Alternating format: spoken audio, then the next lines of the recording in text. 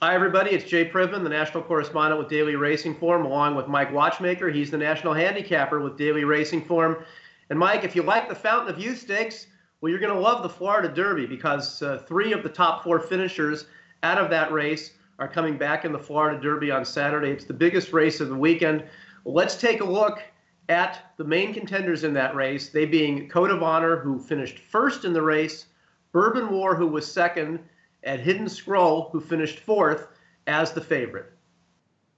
And Jay, Hidden Scroll is the one-in-line favorite for the Florida Derby, even though he finished behind his two main opponents on Saturday. And that's because he was the victim of an insane strategy in the race, going out there and having to have the lead away from a hopelessly overmatched 132-1 shot through scorching fractions. It was actually much to Hidden Scroll's credit to be beaten only 3 lengths for all the money. And as fast as the pace was, it set up for the two closers, Code of Honor and Bourbon War, both closers, and they both ran 1-2. But, you know, there are questions involved with all three horses, Jay. I mean, Hidden Scroll, even if he's more prudent this time, will he rate? And can he rebound after that gut-wrenching performance and rebound right now? It's a fascinating race, I think. I really think it's a very interesting race. And it really goes back, I think, to one of the fundamentals that we all learned is in our early days of handicapping of pace makes the race, because the pace certainly impacted the way the Fountain of Youth played out.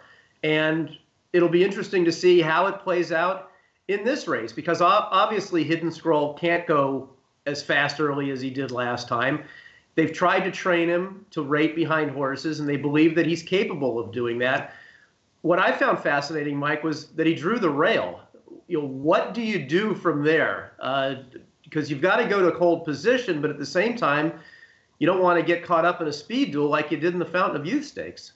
And the interesting thing, Jay, is that there is speed in this race. I mean, there's a horse named Hard Bell, who I think got an excellent chance to be more than 150-1 in this race. That's how badly overmatched he is. But he's got speed, and he could be a pest early. And maximum security, too, stretching out to 2 turns for the first time, a horse that was risked by very sharp connections for $16,000 in his debut just 3 months ago, but he's won all 3 of his starts impressively.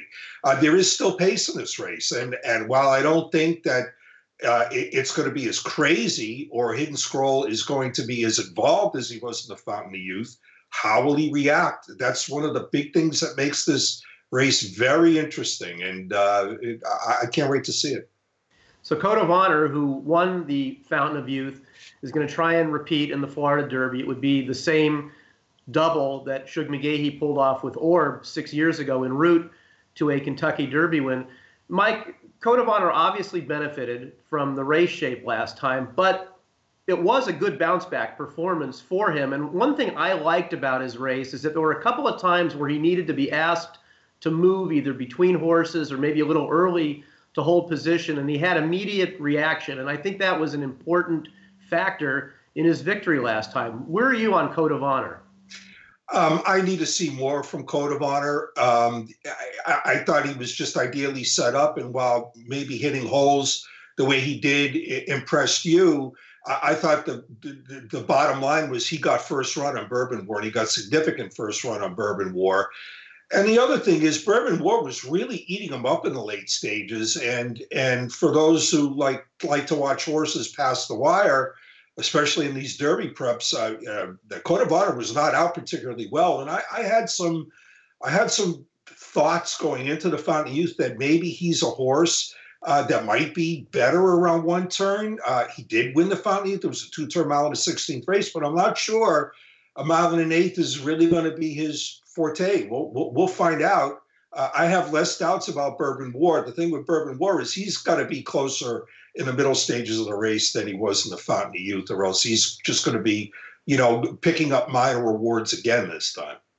So it's a terrific running of the Florida Derby on Saturday. That is the biggest race on the road to the Kentucky Derby this week. But we'll also have our eye, Mike, on the UAE Derby over in Dubai. There aren't really any main Derby contenders in this race, but The race is worth 100 points for first and 40 for second. So anybody who runs 1-2 in that race and still wants to come to the Kentucky Derby, well, they're going to be in. And we will recap that race as well as the Florida Derby next week's.